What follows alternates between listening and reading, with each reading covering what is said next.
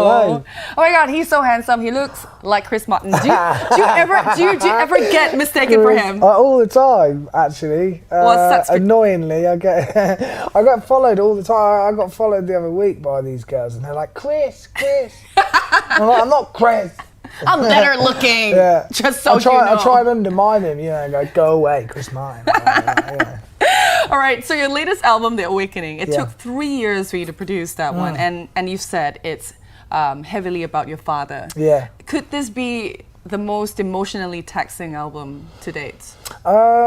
I think, yeah. Well, I went through the most emotional time that I've ever experienced while I've been here on this planet. Yeah, I mean, it was pretty full on time. There's a lot. I had a kid, and a year and a half of those 3 years I was on tour. So it was kind of only a year and a half, really, that I spent writing the album. But yeah, it was pretty full on. I'm not going to lie. Yeah, it was pretty full on. I didn't really know whether I was going to be able to make another album after my dad died. It was quite a taxing time on the old emotions. But I got through it by going into the studio, having something to focus on, and using music as a therapy definitely helped me get through that period of time. Okay, so do you because I've seen that your previous 3 albums you have written songs about your dad, shades of your dad here and there.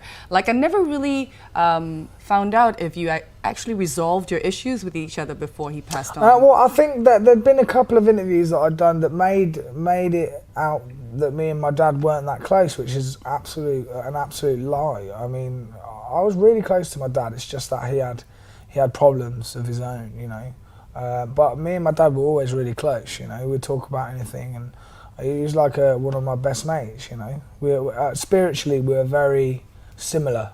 So, yeah, I mean, I've had issues with my mum and my dad growing up, but I still love them both, and they've taught me a lot about life that I probably wouldn't have learned if I hadn't have had a tough time, Yeah, I mean, I was the product of screwed up parents as well.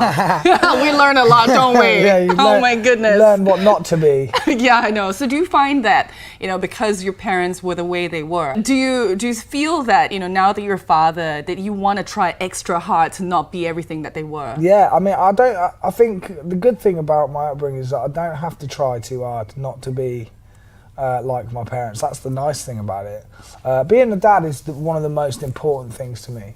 It's almost like a sacred thing to me, being a dad. Being able to be in the position of being that person that is there for you, when I was a kid, I just wanted to spend all my time with my dad and, go on bike rides with him, and he wasn't always around. So I've always had kind of issues with me being away all the time, that kind of worries me a lot, which is why I'm really excited to sort of when I finally do finish up, I'm really excited just to spend some time with my daughter and take a swim in and just normal stuff that dads should be doing. So what do you think would happen after The Awakening? If you write another album, what would it be about? Would it be from your depths of pain? Do you still have pain in you to write more music?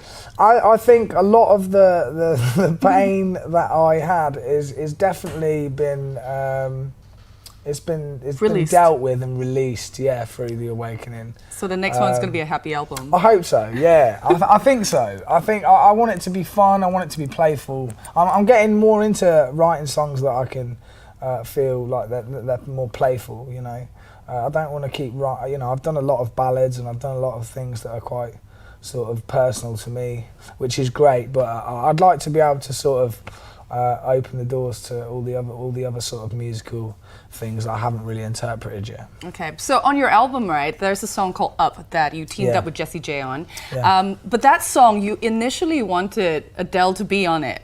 What happened? Why did you swap? Don't say that. Why did you swap? That. Why did you swap Adele for Jessie J? No, it wasn't really like that.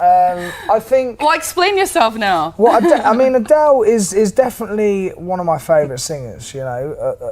Female singers that's come out of the UK recently. She was your top choice. Jessie J was. I didn't have a top choice really. I think you can only sort of guess at what as much as I love Adele, I didn't know whether it was going to work. I didn't know whether it was going to work with Jessie J.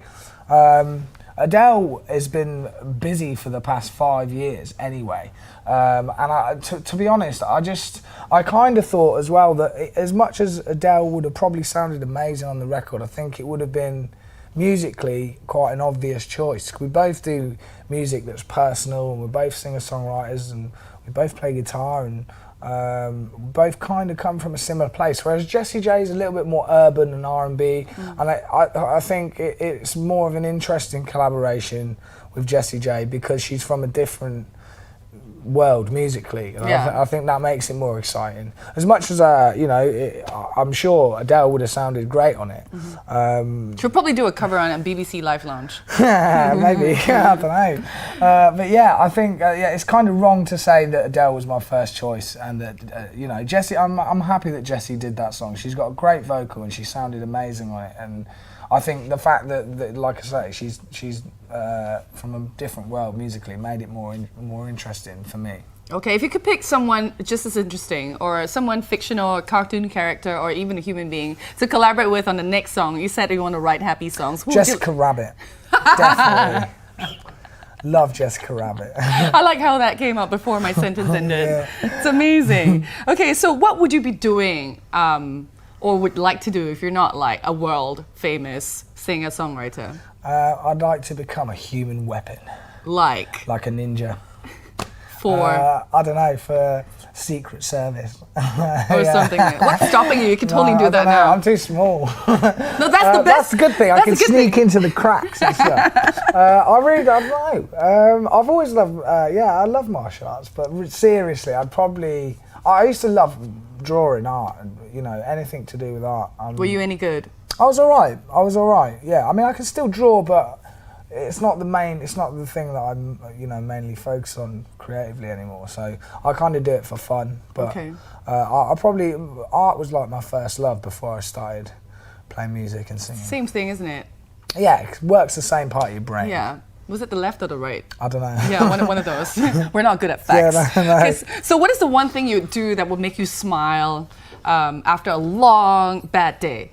And I think you've had some really bad days. I can't really talk about that. I think something that cheers you up instantly. Just going out for a drink somewhere new, in a new part of the world, going out for a drink, and like tonight, I'll probably go out tonight and experience a little bit of Singapore. That'll make me smile. The fact that I'm in a country that's so far away from home that I never thought I'd get to go to, and I'm there because of my music. That makes me smile anyway. But I like stuff that scares me. Okay. I kind of like doing stuff that makes me shit scared. Like snowboarding or jumping off buildings with ropes attached to you. And I don't know. I kind of like doing stuff, that gives you a bit of a buzz. Okay, let's talk about questions about waking up, because your album is The Awakening. I'm going to take it out of context. Okay. What do you consider to be the perfect hour to wake up, to get out of bed? It's definitely not early in the morning anymore. I mean, actually, when I was working out and getting fit, I actually really enjoyed getting up early in the day. But now? Now, probably afternoon. Any time afternoon. 2 o'clock? Yeah. Not that late. I don't like waking up too late because all the day's gone. But I don't know. 10:30, 11 is all right for me. Okay. I can get up then. So who's the first person you speak to when you wake up? No, I don't talk for about an hour when I get up. Yeah, I need about at least half an hour of just grunting to myself before I can speak to anyone. Yeah, and we've been travelling a lot, getting up early, tired, and from planes and flying all the time. So it's been pretty hectic at the airport with everyone like, go away. No one wants to talk to anyone. Yeah. But I'm not good in the morning, man. All my family are really bad in the morning. Okay, neither am I. Creative types, musicians are always a little bit croggy in the morning. Okay, I'll wake up at 5. Morning show. Really? Fair play. I know. So what is your idea of a perfect breakfast then? A perfect breakfast? I kind of like real fresh fruit and like maybe I'd have an oatmeal. I don't know, porridge is always good. I like healthy stuff, like unless I'm hungover, I don't really want to cook breakfast. Maybe like I love actually boiled egg. With soldiers. Oh, that's one of my favourite breakfasts. That sets you up real good for the day. It's like little strips of toast. Yeah, and you can play with it a little bit. Yeah. That's nice. And one more question here. What is like a must-have track on your morning playlist? Well, it was 5446. That's my number by Toots and the Maytals. At the moment, I've been listening to The Midnight Hour by Wilson Pickett. It's a classic. It's an obvious kind of classic, but I haven't listened to it in years, and I just love his voice. It's just it's got such a good little groove to it. Yeah. That's awesome. Thank you so much for talking to me. No worries. Oh, this is James Morrison. I love this guy.